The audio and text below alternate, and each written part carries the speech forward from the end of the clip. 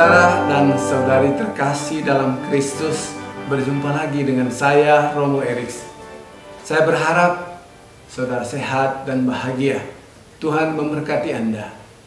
Pada kesempatan ini kita ingin merenungkan Injil Markus bab 9 ayat 30 sampai 37.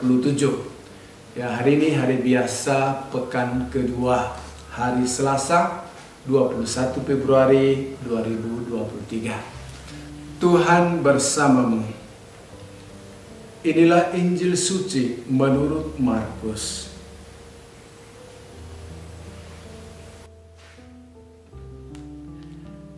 Yesus dan murid-muridnya berangkat dari situ dan melewati Galilea, dan Yesus tidak mau hal itu diketahui orang, sebab ia sedang mengajar murid-muridnya. Ia berkata kepada mereka, Anak manusia akan diserahkan ke dalam tangan manusia, dan mereka akan membunuh dia, dan 3 hari sesudah ia dibunuh, ia akan bangkit. Mereka tidak mengerti perkataan itu, namun segan menanyakannya kepadanya. Kemudian tibalah Yesus dan murid-muridnya di Kapernaum. Ketika Yesus sudah di rumah, ia bertanya kepada murid-muridnya, "Apa yang kamu perbincangkan tadi di tengah jalan?" Tetapi mereka diam, sebab di tengah jalan mereka mempertengkarkan siapa yang terbesar di antara mereka. Lalu Yesus duduk dan memanggil ke-12 murid itu. Katanya kepada mereka, "Jika seorang ingin menjadi yang terdahulu, hendaklah ia menjadi yang terakhir dari semuanya dan pelayan dari semuanya." Maka Yesus mengambil seorang anak kecil dan menempatkan dia di tengah-tengah mereka. Kemudian ia memeluk anak itu dan berkata kepada mereka, "Barang siapa menyambut seorang anak seperti ini dalam namaku, ia menyambut aku. Dan barang siapa menyambut aku, bukan aku yang disambutnya, tetapi dia yang mengutus aku." Demikianlah sabda Tuhan. Para saudara terkasih, dalam Injil yang baru saja kita dengar, Yesus memberitahu murid-muridnya bahwa dirinya akan diserahkan ke dalam tangan manusia dan dibunuh. Namun pada hari ketiga, ia akan bangkit. Para muridnya tidak mengerti maksud Yesus, namun segan menanyakannya. Mengetahui bahwa Yesus akan mati, maka muncul ide suksesi kepemimpinan di antara mereka. Tentu saja, orang yang bisa memimpin adalah dia yang terbesar. Nah, ketika tiba di sebuah rumah di Kapernaum, Yesus menanyakan perihal percakapan para muridnya itu di jalan. "Apa yang kamu perbincangkan tadi di tengah jalan?" Para murid itu diam, sebab di tengah jalan tadi mereka mempertengkarkan siapa yang terbesar di antara mereka. Dalam menanggapi pertengkaran para murid itu yang ingin menjadi yang terbesar di antara mereka, Yesus memberikan sejumlah nasihat penting. Katanya, "Jika seseorang ingin menjadi yang terdahulu, hendaklah ia menjadi yang terakhir dari semuanya dan pelayan dari semuanya." Para saudara, keinginan menjadi yang terbesar sama dengan keinginan berkuasa. Dan keinginan seperti itu adalah bentuk konkret dari meninggikan diri, atau bahasa moralnya itu kesombongan. Hal seperti itu jauh dari ciri kehidupan dalam kerajaan Allah. Pengarang Lukas mencatat bahwa Allah akan menurunkan orang-orang yang berkuasa dari tahtanya. Lukas bab 1 ayat 52. Dan orang yang meninggikan diri akan direndahkan. Lukas bab 14 ayat 11.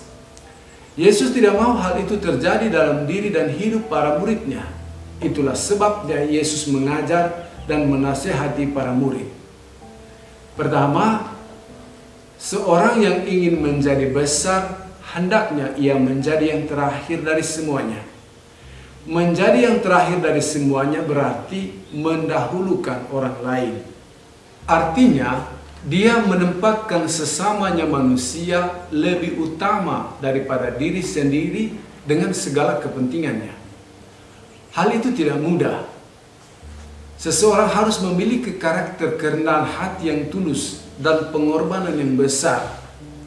Selain itu, orang yang mau menjadi besar, dia hendaknya menerima Yesus seperti seorang anak yang menerima, mengasihi, dan percaya kepada orang tuanya tanpa ragu-ragu.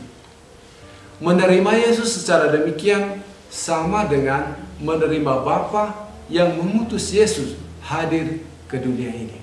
Lalu kedua, seorang yang ingin menjadi besar hendaknya menjadi pelayan untuk semua orang.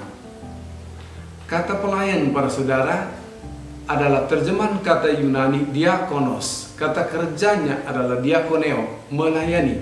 Yang secara hurufiah berarti orang yang melayani meja perjamuan makan, atau orang yang memberi sesuatu yang bersifat material dan dapat dipergunakan oleh orang yang menerimanya. Dalam bahasa Aram, bahasa ibunya Yesus, pelayanan adalah terjemahan dari kata talia, yang berarti anak dan hamba. Jadi kalau mau menjadi pelayan, dia mesti seperti seorang anak yang punya sifat karakter tertentu yang unggul tentu saja, dan juga seperti seorang hamba yang hanya mau mendengar dan melakukan kehendak tuannya. Itu berarti seorang yang mau menjadi yang terbesar haruslah memiliki karakter diakonos tadi.